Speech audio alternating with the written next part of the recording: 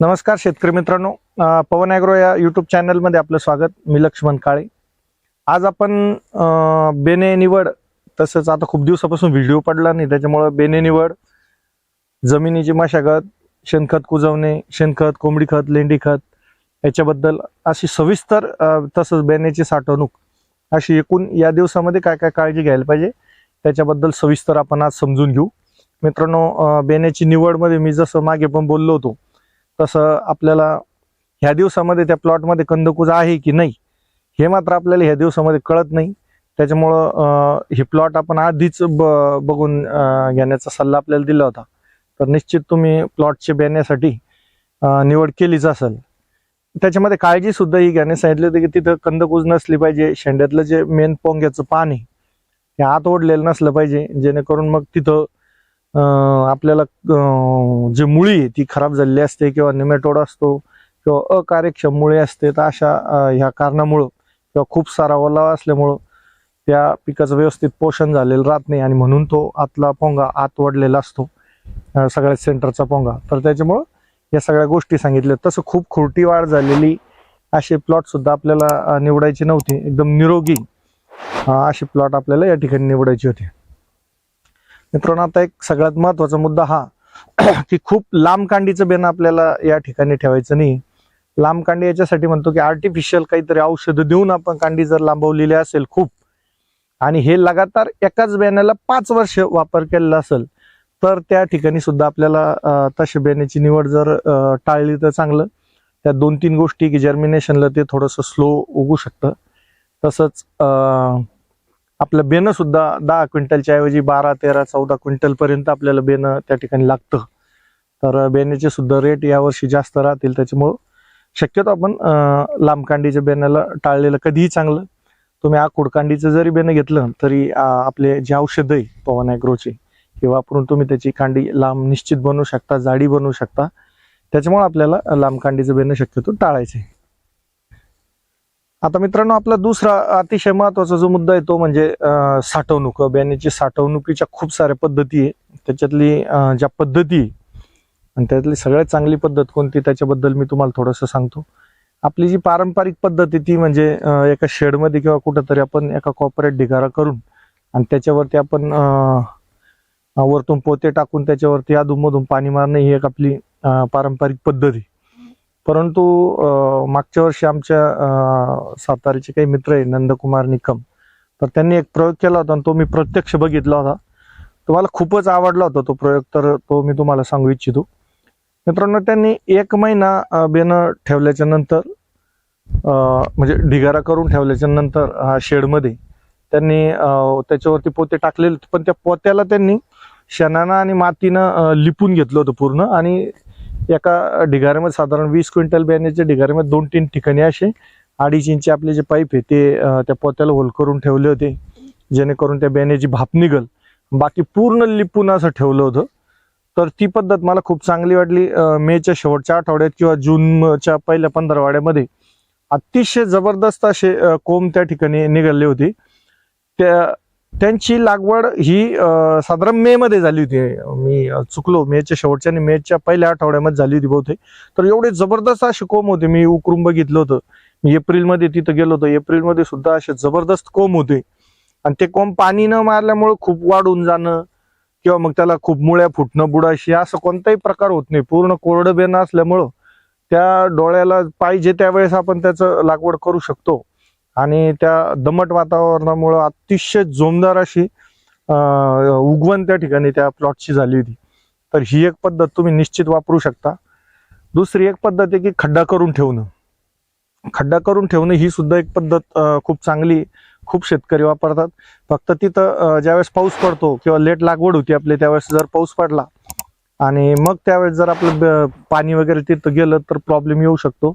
तर तुम्ही अशा ठिकाणी जिथं झाड आहे, झाडाखाली थोडंसं चारी बाजूनं असं आपण एखादं त्याला वळण घालून मातीचं, आणि नंतर जर तिथं खड्डा करून ते जर बेनं ठेवलं आणि वरती काहीतरी गवत किंवा कशानं आपण झाकून टाकलं तर ती एक पद्धत खूप चांगली या ठिकाणी राहते. थंडावा असल्यामुळे खूप चांगल्या पद्धतीने त्या सुद्धा बेण्याला कोंब येतात. तर ह्या 2 पद्धती मला खूप चांगल्या वाटल्या.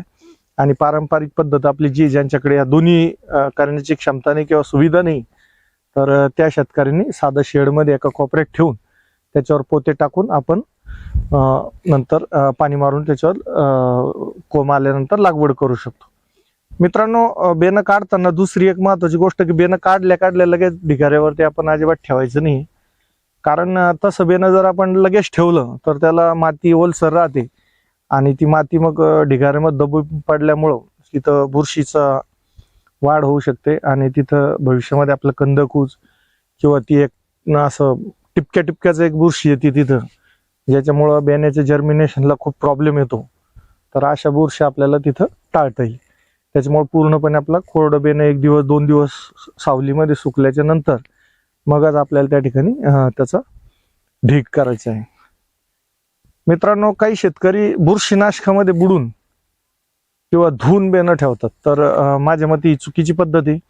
आम्ही खूप सारे प्रयोग केले, तर बुरशीनाशकमध्ये बुडून ठेवल्याच्या नंतर आम्हाला असं दिसून आलं की ते पूर्णपणे बुरशीनाशकात बुडालेलं बेनं सुकत नाही आणि आपण तसंच जर ढिगाऱ्यावर टाकलं, त्यात ओलावा असला तर बुरशीनाशकात बुडून सुद्धा आपल्याला त्या ठिकाणी पांढरी बुरशी पूर्ण जिथं जिथं तुकडा झालेला आहे तिथं पांढरी बुरशी अतिशय मोठ्या प्रमाणात आलेली दिसून येते. तर त्याच्यामुळे आपण तिथं सुद्धा कशातही बुडून किंवा बेनं धुवून हे अजिबात ठेवायचं नाही. हे माझ्या प्रयोगावरून मी तुम्हाला सांगतोय. ही झाली मित्रांनो आता बेनं ठेवण्याची पद्धत. जमीन आपण काय करतो की आता बघा, मी जसं मागे पण बोललो होतो की जमीन तापवणं म्हणजे जमीन चार्जिंग करणं. जसं सौर ऊर्जेवर एखादी गोष्ट चार्ज होते किंवा मोटर चालते, तसं अगदी आपल्या जमिनीला चार्जिंग करणं एक साधं जरी तुम्ही गणित लक्षात घेतलं तर तुम्हाला खूप सारे फायदे होतील. त्याच्यामुळे आपल्या जमिनीला चार्जिंग करण्यासाठी आपल्याला तिला साधारण 2 ते 2.5 महिने किमान कमीत कमी एवढं तरी तापवणं अतिशय गरजेचं आहे. 3 महिने जर तापवलं तर त्यापेक्षा चांगलं. जेणेकरून आणि तापवताना एक गोष्ट लक्षात घ्या, नांगरट केल्याच्या नंतर आपण त्याला रोटावेटर अजिबात मारायचं नाही. 2-3 वेळेस मोगडा जो असतो दाताचा त्यांना आपण हलवून घ्यायचं दर 15 दिवसाला 20 दिवसाला, रोटावेटर न मारता. जर आपल्या अशा पद्धतीने जर आपण ढेकळामध्ये तापून घेतली तर ढेकळाला चारही बाजूला ऊन लागतं आणि खूप चांगल्या पद्धतीने जमीन तापती. जमीन चार्जिंग तर होतेच, पण तो त्याच्यामध्ये काही बुरशा असतात किंवा काही कीटक असतात किंवा अंडी आळी कोश असतात, याचा सुद्धा पूर्ण जमीन तापवल्यामुळं नायनाट होतो. तुम्ही एक लक्षात घ्या की एखाद्या ठिकाणी आपण उन्हाळी काहीतरी पीक घेतलेलं 1 एकर क्षेत्र आहे आणि अर्ध्या एकरामध्ये आपण उन्हाळी काहीतरी पीक घेतलेलं आहे आणि नंतर मग ते पीक निघाल्यानंतर पूर्ण 1 एकर जमीन तयार करून किंवा राहिलेले अर्धा एकर ज्याच्यात पीक घेतलेलं आहे ती तयार करून जर आपण पुढच्या वर्षी काही पीक घेतलं तर आपल्याला जी जमीन जास्त तापलेली तिच्यामध्ये चांगलं पीक येतं, हिरव्यापणा येतो, कीड रोगाचा प्रादुर्भाव सुद्धा त्या ठिकाणी आपला अतिशय कमी दिसतो. तर याचं कारणच हे की जमीन तापवल्यामुळे त्याचे आपल्याला खूप सारे फायदे आपल्याला या ठिकाणी दिसून येतात. तर त्याच्यामुळे आपल्याला अतिशय महत्वाचा मुद्दा जो आहे ते जमीन आपल्याला तापून घ्यायची. मित्रांनो, आता इथं बघा आपण याच्यामध्ये कापूस होता, या जमिनीमध्ये आपल्या वरती ऊस होता, तर इथं दोन्हीकडे पण आपण आता ताग पेरलेला आहे. हा ताग आपण आता पूर्ण वाढल्याच्या नंतर गाडून घेणार आहे आणि याच्यामध्ये हिरवळीचं खत आपल्याला तयार होईल आणि तिथून पुढे ही जमीन आपण आता तापावणार आहे. तर त्याचे आत्ताच जस्ट उगून आलं समजा आता, तर अशा पद्धतीने आपण सुद्धा इथं तयारी करतोय. तर ह्या पद्धतीने आपल्याला जमिनीची तयारी करायची. दुसरी गोष्ट, जमिनीची निवड हा एक सुद्धा अतिशय महत्वाचा मुद्दा आहे.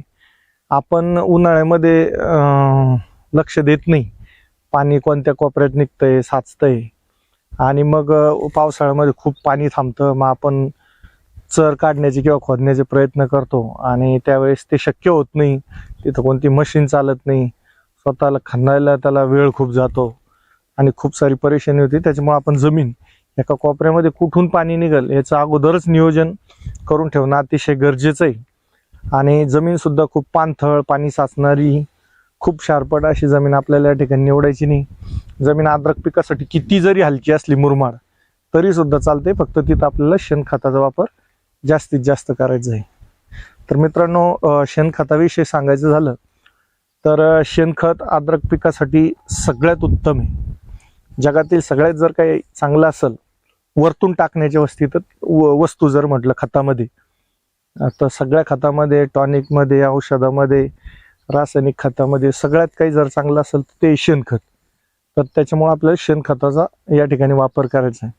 पण शेणखत आपण काय करतो की लागवडीच्या वेळेस उखरड्यातून काढून आणि डायरेक्ट टाकून देतो पूर्ण गोवऱ्या किंवा ओलसर असं शेणखत. अशा पद्धतीचं शेणखत आपल्याला या ठिकाणी अजिबात वापरायचं नाहीये. तर आपल्याला आता ह्याच दिवसामध्ये पूर्ण खड्ड्यातून बाहेर काढून त्याच्यावर डिकम्पोजर किंवा डिकम्पोस्टिंग कल्चर बाजारामध्ये मिळतात, याचा त्या ठिकाणी वापर करून वरती ढीग मारून आणि जबरदस्त असं कुजवून घेतल्यास नंतर आपल्याला त्या ठिकाणी त्या शेणखताचा वापर करायचा आहे. मित्रांनो, आता मळीविषयी सुद्धा अनेक शेतकरी विचारतात. तर मळीमध्ये शक्यतो आता साधारण अनेक असे कारखाने की जे ताजी मळीच्या ऐवजी कंपोस्ट केलेली मळी देतात. तर ती कंपोस्ट केलेली मळी कधीही चांगली. मळी आपण ज्या वेळेस घेऊन येतो तर त्यावेळेस ती अनेक शेतकरी एक चूक करतात की मळी आणि शेणखत मिक्स करतात, ते 2 महिने पडू देतात आणि नंतर शेतात टाकतात.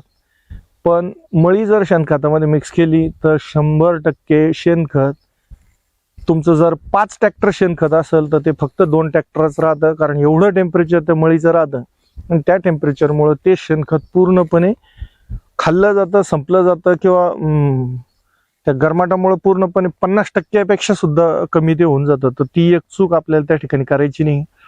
ज्या वेळेस आपल्याला बेडवरती टाकायचंय किंवा पूर्ण जमिनीवरती पसरून जायचंय त्यावेळेसच आपल्याला ते दोन्ही मिक्स करायचे, नंतर ताबडतोब आपल्याला शेतामध्ये 2 ते 5 दिवसामध्ये टाकून द्यायचंय. कोंबडी खताचा सुद्धा या ठिकाणी तुम्ही निश्चित वापर करू शकता. कोंबडी खत जुनं जर मिळालं वर्षभर जुनं तर खूप चांगलं. त्याच्यामध्ये नायट्रोजन जास्त असल्यामुळं आपल्याला अद्रक पीक हिरवं ठेवायला सुद्धा खूप मदत होती. तर त्याचा सुद्धा तुम्ही वापर करू शकता.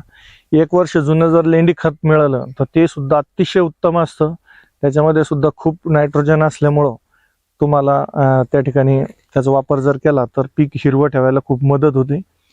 आणि शेणखतामध्ये शेणखत असो, मळी असो किंवा लेंडी खत असो, कोंबडी खत असो, याच्यामध्ये खूप सगळे न्यूट्रिएंट असल्यामुळं ऑर्गॅनिक पद्धतीचे बॅक्टेरिया, चांगल्या उपयुक्त बॅक्टेरिया त्याच्यामध्ये ऑलरेडी असतात. तर त्याच्यामुळे आपल्याला पीक हिरवगार ठेवायला खूप मदत होते. जमिनीत जे काय जीवाणू आहे तर ते जीवाणूंचं खाद्य हे शेणखत, कंपोस्ट खत, मळी हे असतं. तर त्या आपल्या जमिनीचे जीवाणू संवर्धन करण्यासाठी सुद्धा आपल्याला कंपोस्ट खत किंवा शेणखत, लेंडी, मळी यांचा उपयोग आपल्याला या ठिकाणी होतो. याचं प्रमाण जर एकरी सांगायचं ठरलं तर मळीचं माझ्या मते 10 टन पूर्ण मोकळं जर पसरायचं असलं तर 10 ते 20 टनापर्यंत आपण टाकू शकतो, चांगली कुजलेली असेल तर. जर कुजलेली नसेल तर आपल्याला खूप जास्त प्रमाण या ठिकाणी वापरता येणार नाही. बेडवरती एवढं जास्त प्रमाण सुद्धा आपल्याला त्या ठिकाणी टाकता येणार नाही. आणि शेणखत साधारण फळी लावून 5 ट्रॅक्टर मोकळे जर टाकायचे असतील तर, आणि तुम्हाला जर बेडवरचे टाकायचं असेल तर एक साधारण 3 ट्रॅक्टर फळी लावून डबल ट्रॉली हे आपण टाकू शकतो. आणि चांगलं रोटावेटरनं मिक्स करून आपण त्या ठिकाणी लागवडीला जमीन तयार करू शकतो.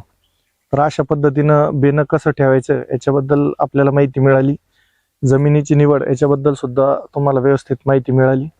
तसंच शेणखत, कंपोस्ट खत, मळी आणि लेंडी खत, कोंबडी खताबद्दल सुद्धा तुम्हाला या ठिकाणी व्यवस्थित माहिती मिळाली. अजून खूप सारे माहितीच्या गोष्टी किंवा माहितीपूर्वक व्हिडिओ आम्ही तुम्हाला नक्कीच देत राहू. मित्रांनो, हा व्हिडिओ जर तुम्हाला आवडला असेल तर कमेंटमध्ये सांगा आवडला की नाही. शेअर सुद्धा करा आणि आमच्या चॅनलला सुद्धा तुम्ही सबस्क्राईब करा. धन्यवाद.